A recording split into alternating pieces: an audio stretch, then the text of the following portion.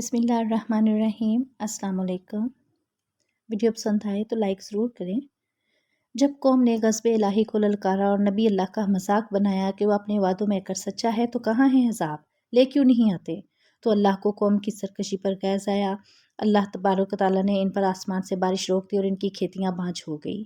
इनका इमलाक तबाह होने लगा, माल मवेशी भूख प्यास की वजह से हलाक होने लगे, इनके बागात उजड़ गए और इनकी बीवियाँ बाँझ हो गई और इनके नस्ल मिटने लगी।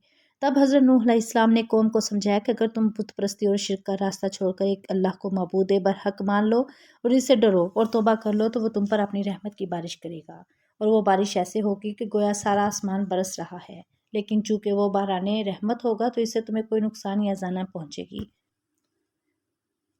बल्कि तुम खुशहाल हो जाओगे, तुम्हारे खेत फिर से हरे भरे हो जाएंगे, तुम्हारे माल मवेशियों में बरकत देगा, तुम्हारे बागात पहले से भी ज़्यादा फल देंगे और बढ़ेंगे और तुम्हारी मदद के लिए तुम्हें औलाद से नवाजेगा। तुम्हारी बीवियां जो बांझपन की वजह से नस्ल नहीं बढ़ा सकती, इनसे अजाब उठा लिया जाएगा और वो फिर से बच्चे जनने लगेंगी।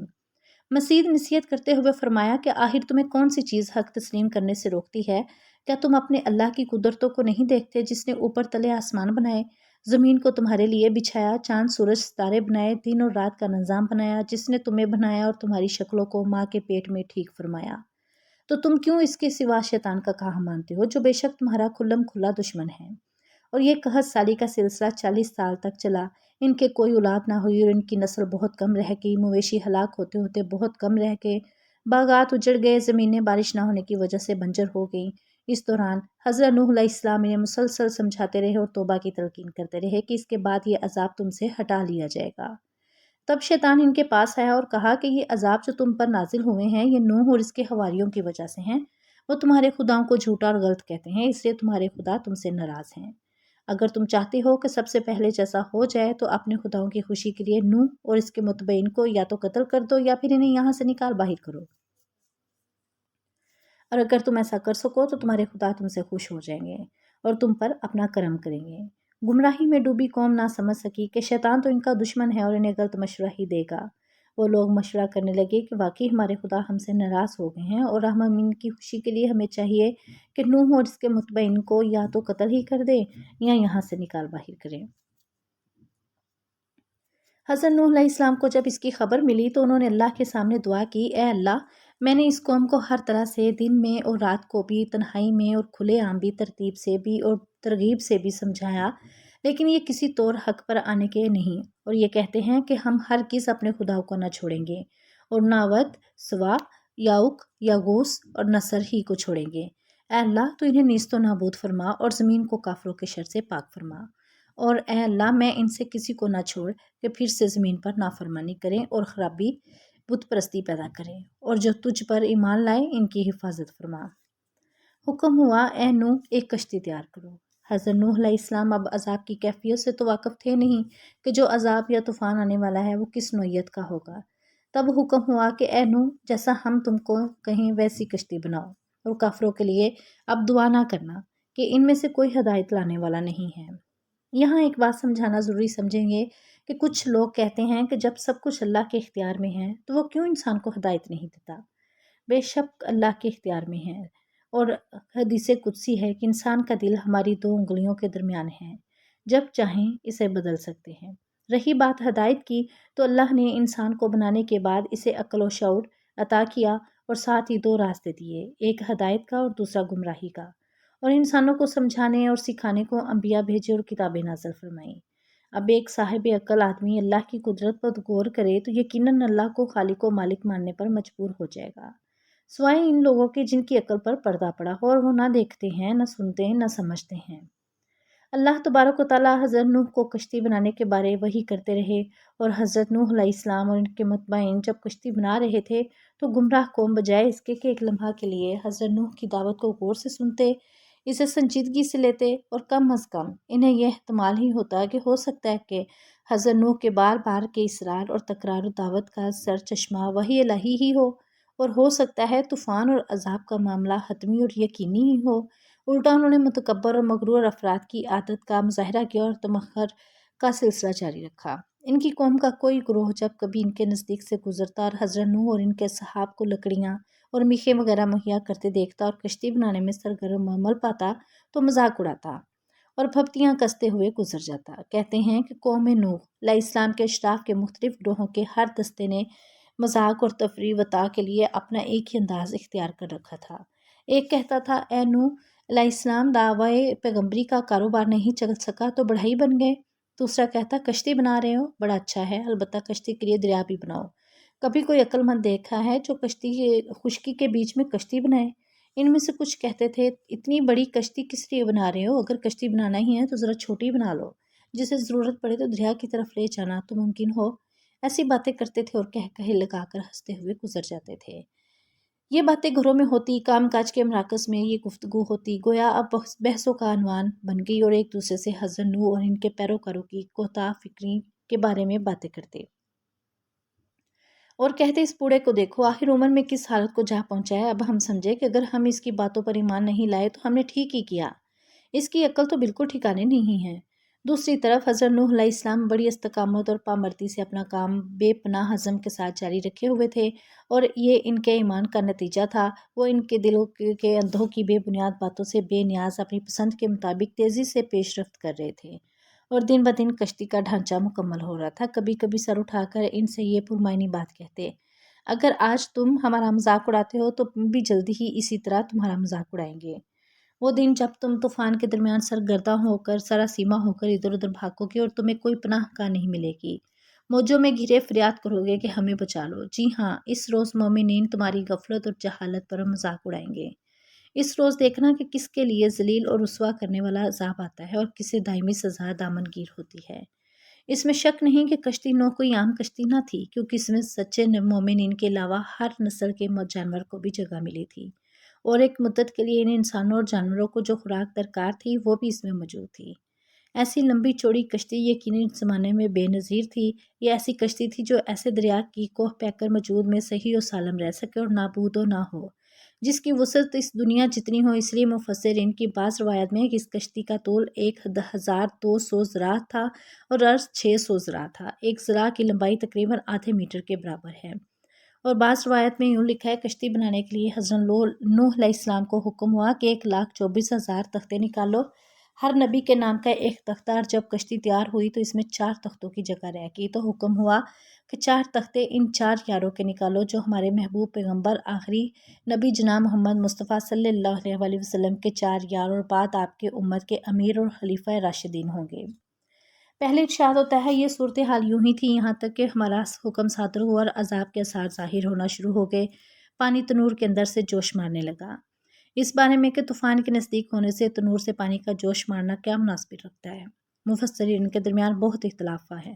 موجودہ احتمالات سے یہ احتمال زیادہ قوی معلوم ہوتا ہے کہ یہاں تنور اپنے حقیقی اور مشہور معنی میں آیا ہے، اور ہو سکتا ہے اس سے مراد کوئی خاص تنور بھی نہ ہو، بلکہ ممکن ہے اس سے یہ نقطہ بیان کرنا مقصود ہو کہ تنور جو عام طور پر آگ کا مرکز ہے، جب اس میں سے پانی جوش مارنے لگا تو حضرت نوح اور ان کے اصحاب متوجہ ہوئے کہ حالات تیزی سے بدل رہے ہیں اور انقلاب قریب تر ہے، یعنی کہاں آگ اور کہاں پانی۔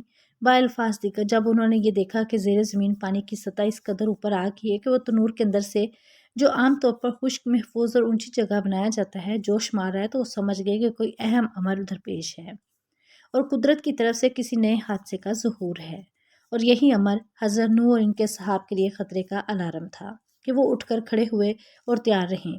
شاید غافل اور جاہل قوم نے بھی اپنے گھروں کے تنور میں پانی کو جوش مارتے دیکھا ہو۔ بہرحال وہ ہمیشہ کی طرح خطرے کے ان پر پرمعنی خدائی نشانات سے آنکھ مکان بند کیے گزر گئے، یہاں تک کہ انہوں نے اپنے آپ کو ایک لمحہ کے لیے بھی غور و فکر کی زحمت نہ دی کہ شاید شرف توقوین میں کوئی حادثہ پوشیدہ ہو اور شاید حضرت نوح علیہ السلام جن واقعات کی خبر دیتے تھے ان میں سچائی ہو۔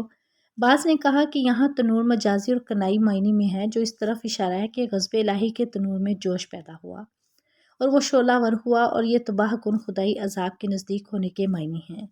ایسی تعبیر فارسی اور عربی زبان میں استعمال ہوتی ہے کہ شدت غضب کو آگ کے جوش مارنے اور شعلہ ور ہونے سے تشبیہ دی جاتی ہے۔ اس وقت نوح علیہ السلام کو ہم نے حکم دیا کہ جانوروں کی ہر نوع میں سے ایک جفت نر اور مادہ کا جوڑا کشتی میں سوار کر لو، تاکہ غرقاب ہو کر ان کی نسل منقطع نہ ہو جائے، اور اسی طرح اپنے خاندان میں سے جن کی ہلاکت کا پہلے سے وعدہ کیا جا چکا ہے ان کے سوا باقی افراد کو سوار کر لو۔ نیز مومنین کو کشتی میں سوار کر لو۔ نوح علیہ السلام کا بیٹا اور بیوی بدکاروں کے ساتھ رہیں جنہوں نے راہ ایمان سے انحراف کیا اور گنہگاروں کے ساتھ دینے کی وجہ سے حضرت نوح سے اپنا رشتہ توڑ لیا۔ وہ اس کشتی نجات میں سوار ہونے کا حق نہیں رکھتے تھے کیونکہ اس میں سوار ہونے کی پہلی شرط ایمان تھی۔ اللہ کا نام لے کر کشتی پر سوار ہو جاؤ۔ بہرحال حضرت نوح علیہ السلام نے جلدی سے اپنے وابستہ صاحب ایمان افراد اور صحاب کو جمع کیا، اور چونکہ طوفان اور تباہ کن خدائی عذابوں کا مرحلہ نزدیک آ رہا تھا، انہیں حکم دیا کہ خدا کے نام سے کشتی پر سوار ہو جاؤ، اور کشتی کے چلتے اور ٹھہرتے وقت خدا کا نام زبان پر جاری کرو اور اس کی یاد میں رہو۔ بلاخر آخری مرحلہ پہنچا اور اس سرکش قوم کے لیے عذاب اور سزا کا فرمان صادر ہوا۔ 13 تار بادل جو سیاہ رات کے ٹکڑوں کی طرح تھے سارے آسمان پر چھا گئے اور اس طرح ایک دوسرے پر تہ بہ تہ ہوئے کہ جس کی نظیر اس سے پہلے نہیں دیکھی گئی تھی۔ پے در پہ سخت بادل گرجتے، حیرہ کن بجلیاں پورے آسمان پر گونجتی، آسمانی فضا گویا ایک بہت بڑے وحشت ناک حادثے کی خبر دے رہی تھی۔ بارش شروع ہوگی، پھر تیز سے تیز تر ہوتی چلی گئی۔ بارش کے قطرے موٹے سے موٹے ہوتے چلے گئے، جیسا کہ قرآن کہتا ہے گویا آسمان کے تمام دروازے کھل گئے اور پانی کا ایک سمندر ان کے اندر سے نیچے گرنے لگا۔ دوسری طرف زیر زمین پانی کی سطح اس قدر بلند ہوگی کہ ہر طرف سے پرجوش چشمے ابل پڑے۔ یوں زمین و آسمان کا پانی آپس میں مل گیا اور زمین، پہاڑ، دشت، بیابان، دراگرز ہر جگہ پانی جاری ہو گیا۔ بہت جلد زمین کی سطح ایک سمندر کی صورت اختیار کر گئی۔ تیز ہوائیں چلنے لگی جن کی وجہ سے پانی کی کوہ بہہ کر موجیں امڑنے لگیں۔ اس عالم میں کشتی نوح کو بہہ کر موجوں کا سینہ چیرتے ہوئے آگے بڑھے گی۔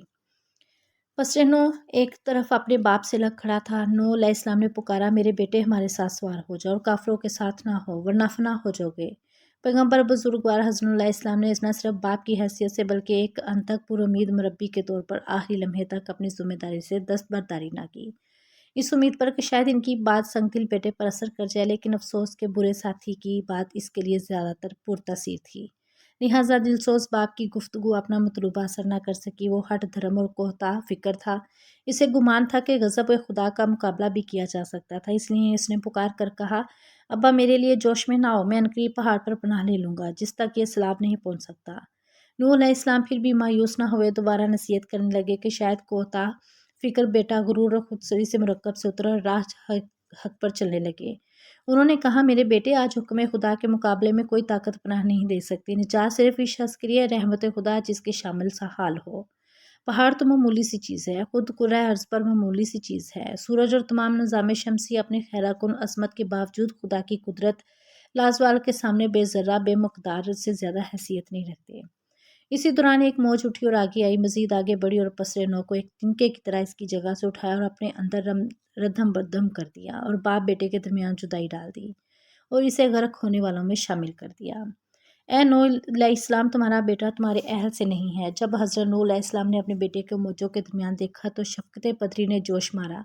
انہیں اپنے بیٹے کی نجات کے بارے میں وعدہ الہی یاد آیا۔ انہوں نے درگاہ الہی کا رخ کیا اور کہا، پروردگار، میرا بیٹا میرے اہل اور میرے خاندان میں سے ہر تو نے وعدہ فرمایا تھا کہ میرے خاندان کو طوفان اور ہلاکت سے نجات دے گا، اور تو تمام حکم کرنے والوں سے برتر ہے اور تو ایفائے عہد کرنے میں محکم ہے۔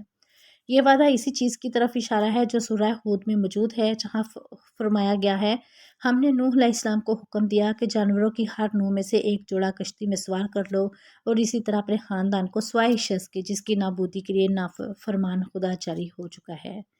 حضرت نوح علیہ السلام نے خیال کیا کہ سوائے اس کے کہ جس کی نابودی کے لیے فرمان خدا جاری ہو چکا ہے، اس سے مراد صرف ان کی بے ایمان اور مشرک بیوی ہے، اور ان کا بیٹا کنعان اس میں شامل نہیں ہے۔ لہٰذا انہوں نے بارگاہ خداوندی میں ایسا تقاضا کیا، لیکن فوراً جواب ملا، ہلا دینے والا جواب اور ایک عظیم حقیقت واضح کر دینے والا جواب، اے نوح، وہ تیرے اہل اور خاندان میں سے نہیں ہے بلکہ وہ غیر صالح عمل ہے۔ وہ نالائق شخص ہے اور تجھ سے مکتبی اور مذہبی رشتہ ٹوٹنے کی وجہ سے خاندانی رشتے کی کوئی حیثیت نہیں رہی۔ اب جب کہ ایسا ہے تو مجھ سے ایسی چیز کا تقاضا نہ کر جس کے بارے میں تجھے علم نہیں۔ میں تجھے نصیحت کرتا ہوں کہ جاہلوں میں سے نہ ہو جا۔ حضرت نوح علیہ السلام سمجھ گئے کہ یہ تقاضا بارگاہ الہی میں صحیح نہ تھا اور ایسے بیٹے کی نجات کو خاندان کی نجات کے بارے میں خدا کے وعدے میں شامل نہیں سمجھنا چاہیے تھا۔ لہٰذا آپ نے پروردگار کا رخ کیا اور کہا، پروردگار، میں تجھ سے پناہ مانگتا ہوں اس امر سے تجھ سے کسی ایسی چیز کی خواہش کروں جس کا علم مجھے نہیں، اور اگر تو نے مجھے نہ بخشا اور اپنی رحمت میرے شامل حال نہ کی تو میں ضیاع کاروں میں سے ہو جاؤں گا۔